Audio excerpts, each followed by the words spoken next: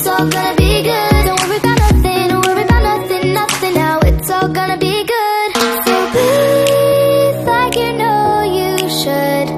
Yeah, breathe till you've understood. Baik, saya awali. Assalamualaikum warahmatullahi wabarakatuh. Perkenalkan, nama saya Berliana Amalina. Saya adalah mahasiswa Universitas Terbuka Prodi S1 PGSD. Nah, pada mata kuliah pembelajaran IPA di SD kali ini, saya akan membahas tentang modul 3, yaitu mengenai metode dalam pembelajaran IPA di SD.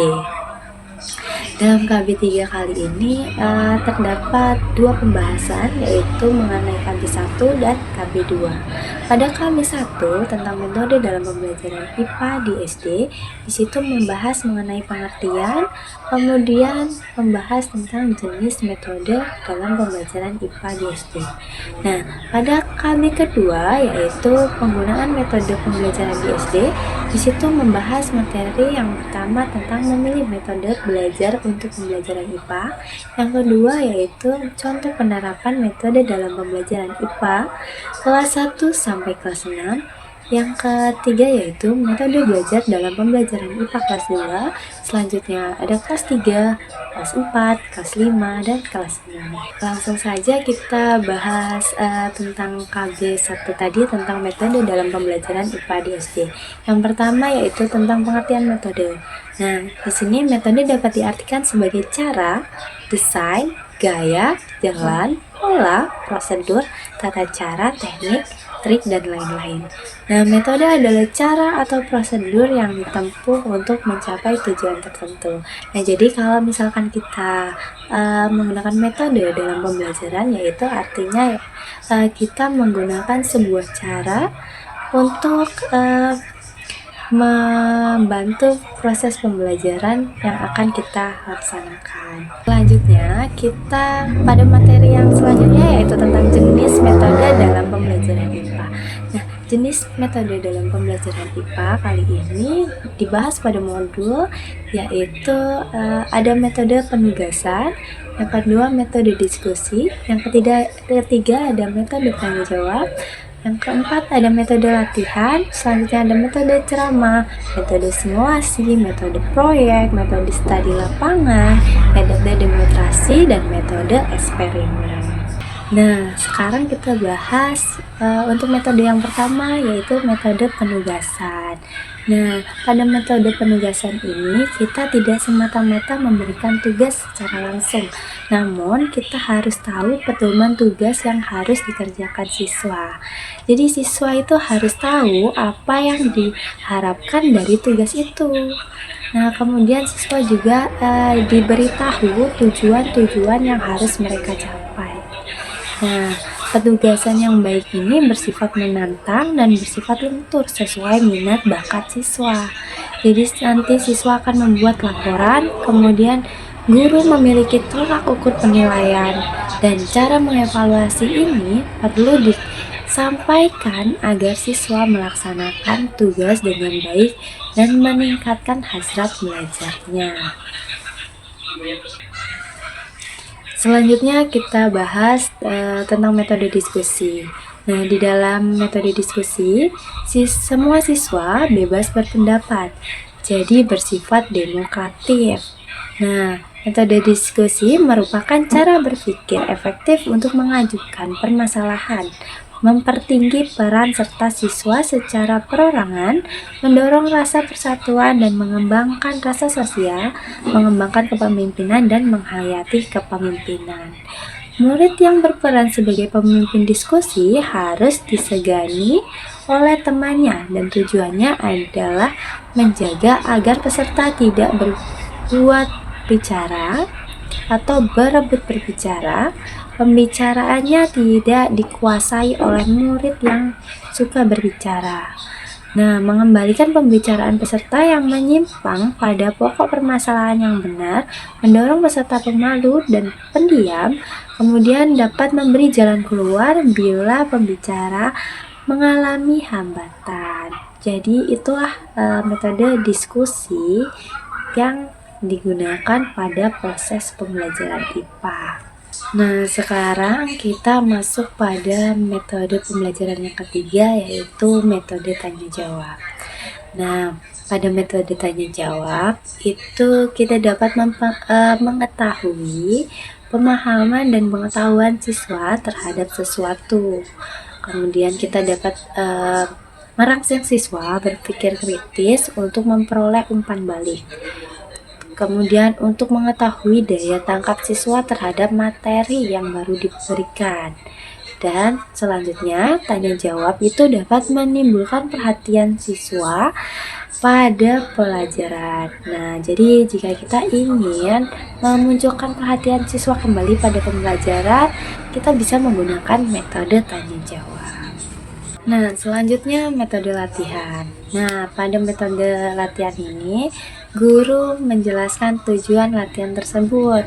Nah, pada umumnya penggunaan metode ini adalah agar murid memiliki keterampilan gerak seperti menggunakan alat-alat IPA, membuat alat peraga IPA, kemudian mengembangkan langkah kecakapan intelek seperti mengenal rumus-rumus, menghitung, dan lain-lain.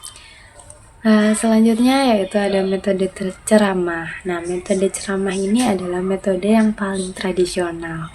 Metode ini kurang dianjurkan karena untuk belajar IPA, murid dituntut untuk lebih aktif. Nah, guru harus mempersiapkan bahan ceramah dengan cermat, menyiapkan dengan jelas agar dapat didengar. Kemudian, kuasai bahan dengan mendalam. Bahan pembelajaran disampaikan dengan sistematis, penyampaian diselingi dengan pernyataan agar tidak membosankan. Nah, memasuki hal-hal baru atau kejadian-kejadian nyata yang pernah mereka alami. Kita harus memasukkan hal-hal baru atau kejadian nyata yang pernah mereka alami agar metode ceramah ini tidak membosankan. Kemudian kita juga harus menyesuaikan bahan dalam waktu yang ditetapkan. Jadi kita harus mengubah metode ceramah yang metode ini disebut sebagai metode tradisional yang membosankan. Kita harus merubah metode ini menjadi metode ceramah yang menyenangkan pada proses pembelajaran IPA. Selanjutnya ada metode simulasi. Nah, di sini simulasi adalah tingkah laku yang Anda kehendaki sebelum tingkah laku itu betul-betul Anda lakukan di kelas.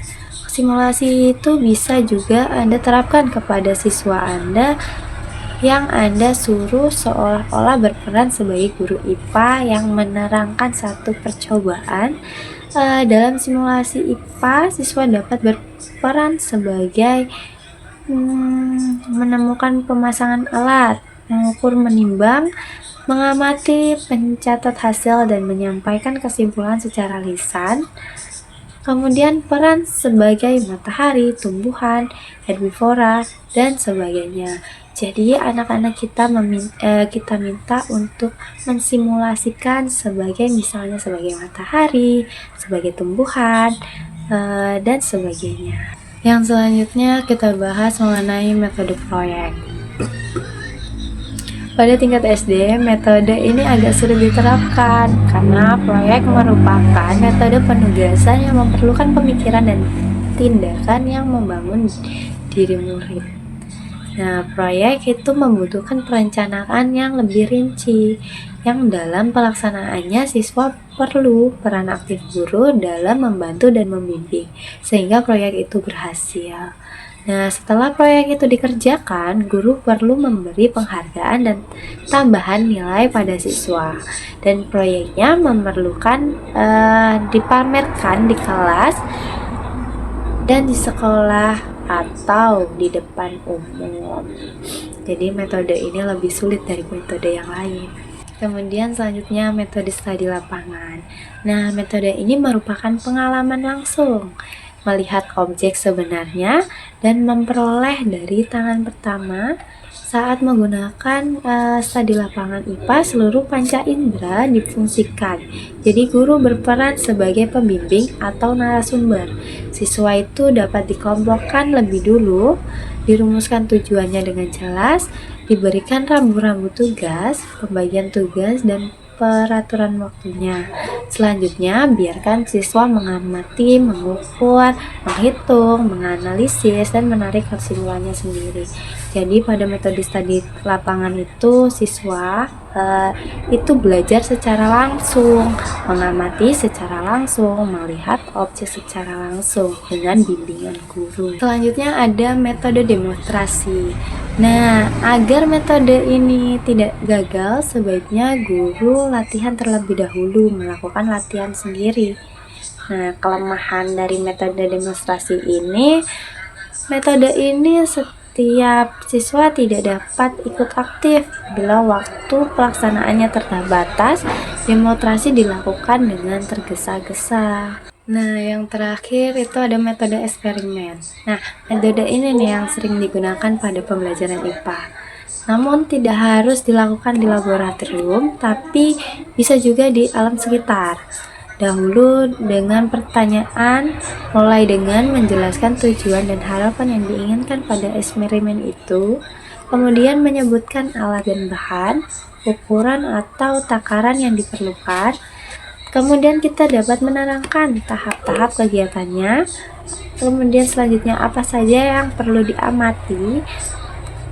Kita dapat tuangkan dalam buku petunjuk eksperimen dan terakhir menarik kesimpulannya.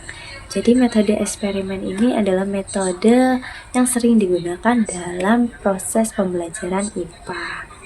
Baik, mungkin itu saja yang dapat saya sampaikan. Kurang lebihnya saya mohon maaf. Saya akhiri. Wassalamualaikum warahmatullahi wabarakatuh. Keep your heartbeat beating, go on, breathe in.